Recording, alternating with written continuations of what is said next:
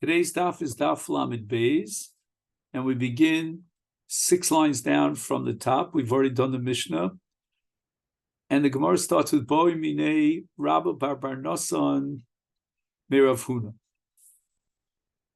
Hamazik is Ishto B'Tashmish Amita Mao. And during the intimacy of Tashmish, he was Mazik Ishto. He hurt her, and she suffered damages. Mao. Shall we say the came into Bershuska Ovid, and we're going to try to prove this principle from our Mishnah, that if he was Bershus in what he did, then Potu. Odilmi Boile Leuni, maybe he wasn't careful enough.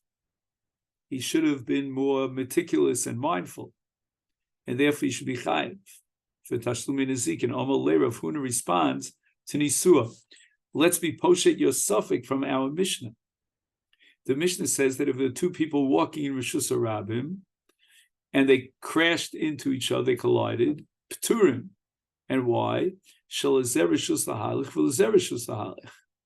Each one had permission, and he was within his rights to enjoy the benefit of the public thoroughfare. And therefore we see that whenever you have Rishus to go in a certain place, you don't have to pay for damages, as long as you aren't miskaven. And therefore, even in the case of a Baal who somehow caused damage to his wife during Tashmish Amita, he doesn't have to pay damages. Omar Rava, Kal V'chomer. Rava asks a Kal V'chomer. Uma Yar. Shezer L'Rishus O Nichnas Rishus O. A Yar is a forest which is free access to everyone. And yet, if let's say somebody kills someone else in a yar while he's cutting down the wood, is nasa kemisha nichnas rishus chavero v'chayev. It's as if he entered into the domain of his friend, and if he killed him, he's chayev golus. Is zeshel rishus chavero nichnas. The husband who went into the rishus of his wife, and he was mazika, lo kolshkin, how much more so should he be chayev b'tashlum in nezikin? Ella, and therefore the Gemara says hachik tani. When the Bala Korah is patur in our Mishnah for the nezek he called to the Baal, to cause to the Bala Chavis, that's because shelazer rishus lahalech, v'lazer rishus lahalech. But Hasam, there in that case of the Bala Chavis Bala Korah, chavayu kadodininu, they're both on equal levels. They both equally contributed to the ultimate damage of the barrel when they collided. And therefore, if you can't point to one of the two and blame him for creating the nezek, therefore he's potter. But Hach, in the case of Masechet is Ishto, it's not that they were both contributing to the Maisa Hezek. Iu ka'avid Maisa v'hilo. She was passive and he was active. So he was the Baal Maisa Hezek, and therefore he should be chayev. So the Gemara asks, what do you mean? You're telling me that she's passive? Vaksiv, the Torah says in Vayikra Yud Ches, in Parashas Kedoshim, with regard to an extramarital relationship with Noafim, v'nichrusu adafashas ha'osos mikerev amo. And the word ha'osos indicates that in the plural, that both he and she are considered osos. That's why they're both included in the Onish Kares. So if the Torah considers her no less than him as an osa, then again it should be similar to the Baal Chavis and Baal Korah in our Mishnah, and it should be a situation of L'shnei Rishus. The Gemara says, Hanol Chavayu Islu.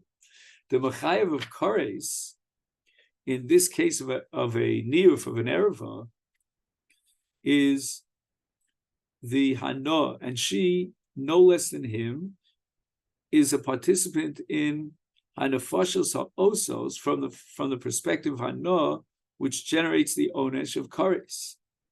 But if you're asking who did the Maisa, who was active and who was passive, Iu Maisa Ka'avid, in actuality, he did the Maisa, and only him, she was passive, and therefore he has to pay damages. And here we have a machlokes rishonim between the Meiri and the Nemukei Yosef. The Meiri says that in this case, the final conclusion of the Gemara is that he is considered a chovel, and his wife has due recourse to collect all daled dvarim, which means nezek, tsar, ripui, and sheves. The Nemukei Yosef, on the other hand, says that the din of ripui, that falls under ksuba, because within the framework of ksuba, he, as a married man, owes his wife the doctor's bills. And as far as sheves is concerned, however, he is potter, because we're going to say that Maisi Adea Shalo, she can't earn wages by signing a contract as an employee because he owns her wages. He's potter on tsar because he didn't have kavanah to be mitzar her. And then Nemukei Yosef goes on to compare this to a case of niskavin lizrok shtay v'zork arba, and therefore he's not chayav in daled dvarim. And now we go back to the Mishnah.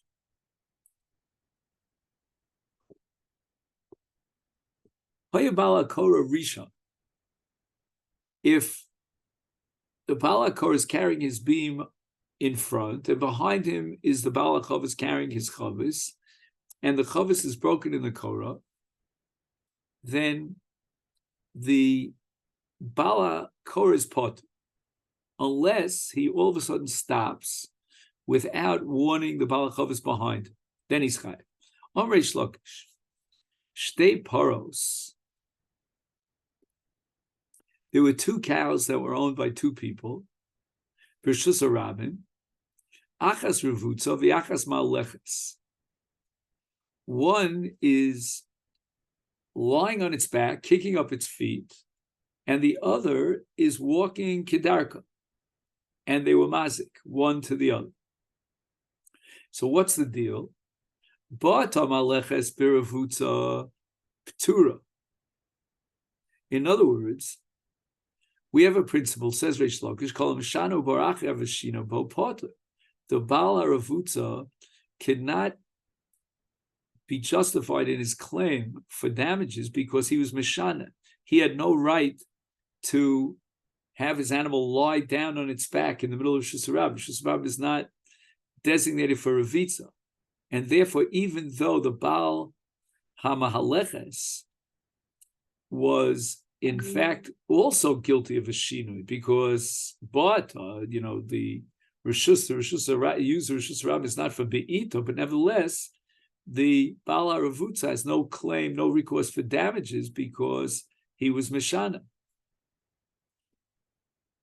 Now, if on the other hand, Ravutza b'maleches chayeves, if the Ravutza kicks up its feet and the animal that was maleches walks over the feet of the Ravutza, gets kicked by the Ravutza and damaged, then the Baal HaRavutza has to pay for damages.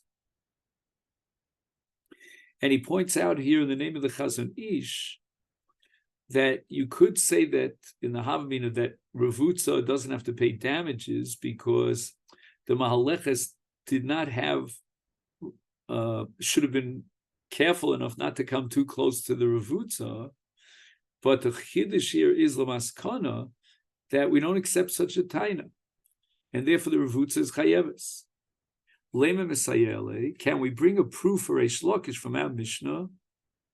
The Mishnah says hayabal korah rishon ubal achavis achron v'nishbar achavis bekorah potter v'im amad bal korah chayev.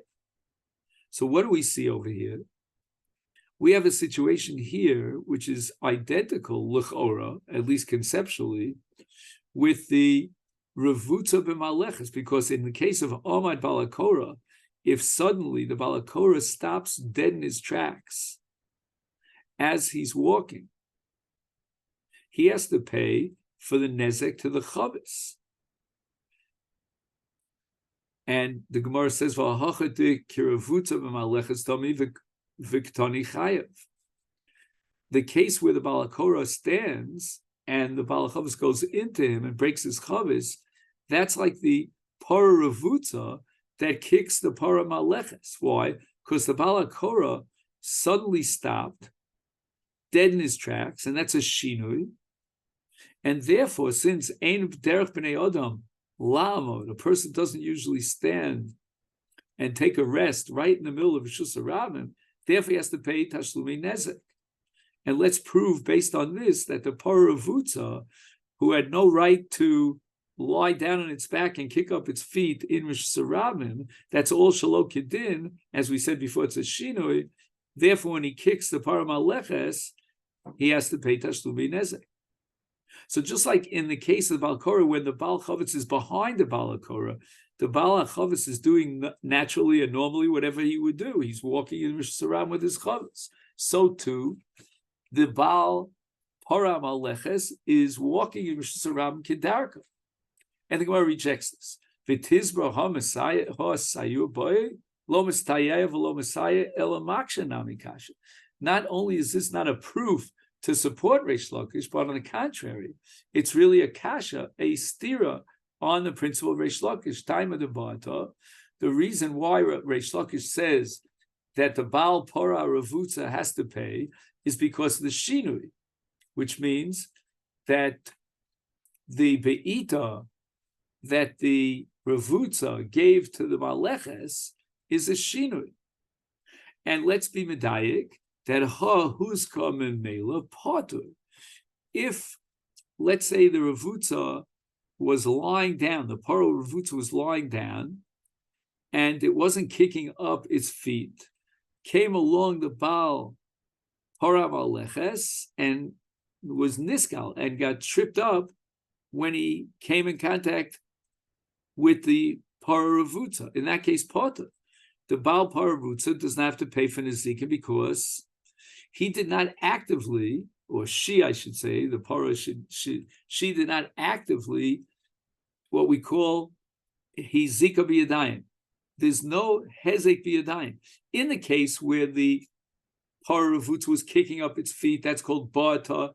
That's called Hizik Parasa B'yadayim. That's an active Maisa Hezek. But in the case where the Ravutza was just lying there passively, and the Baal Hamaleches trips on the Ravutza, the reason why you potted there is because that's not a Hezek B'yadayim, but rather Ha Masnisa D'Memela V'Katari Chayim. And the Mishnah is saying that even though it's a Hezek D'Memela, right?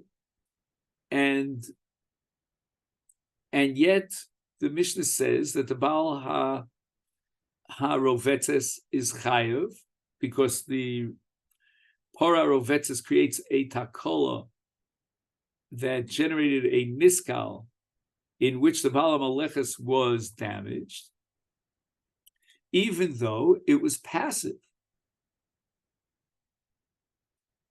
And according to the logic of Reish Lakish, in a passive situation of Hezek, you should not be chayiv. So therefore, in our Mishnah, when the Balakor stops bim komo and the Balachovis is niskal, the Bal Hakor has to pay Tashlumi Hezek, even though there was no Hezek b'yadayim. So the distinction of Reish Lakish between a Ravutza Sheba'ata and a Ravutza that was a takola for the Maleches falls apart. And the Gemara says no. Masnisen de paskali urche kishildo. The Mishnah is addressing a scenario in which the Korah was placed on the width, across the entire width of the Sarab. There was no space to go by. And therefore the Baal HaKorah, because he made it impossible for the Baal HaChavis to go by, is chayav for the nezek of the Baal HaChavis.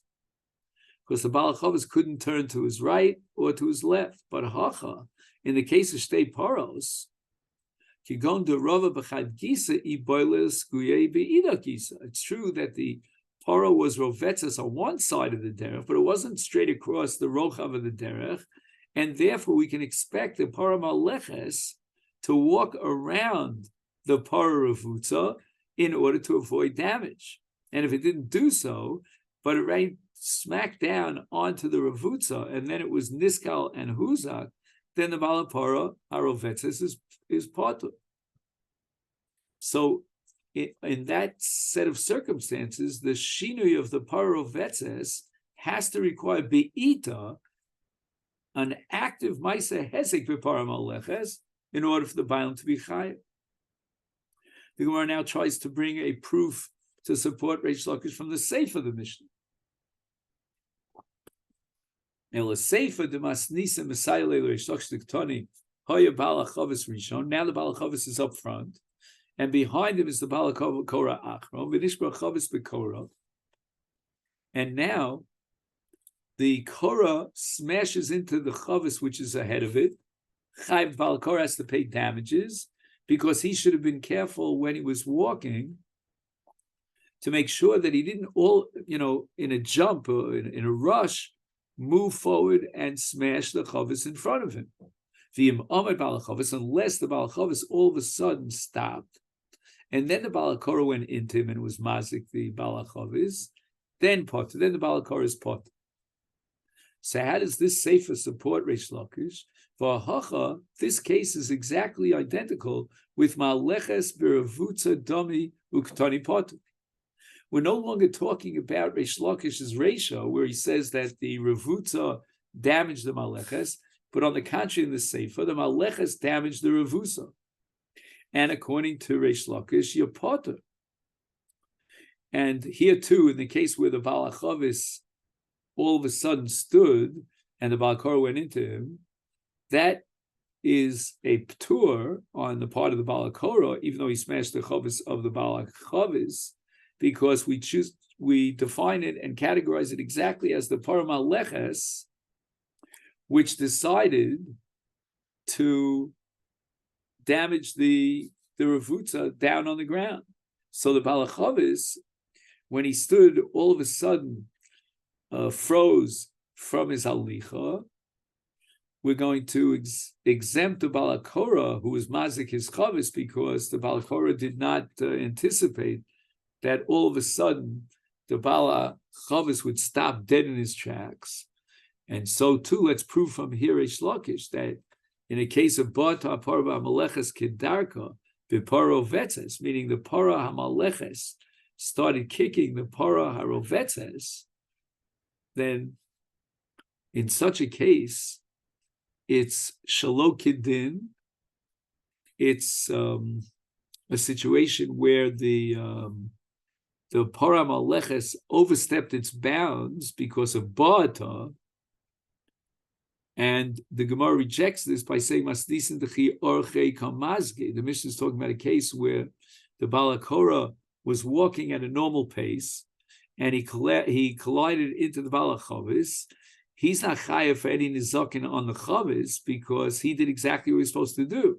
It was the Balachavis who was mashada by all of a sudden stopping frozen in his tracks without any warning. Hacha, but here in the case of Paramaleches, that the Paramaleches starts kicking the Ravutza, Omar Le, the Baal Para Haravutza could say to the Maleches, Nehida Islach Rishus L'Sguye Alai, okay, you have Rishus to walk over me, but Lebu'ute be less lecha Rishus, you have no right to be boed, and therefore you should be chayav.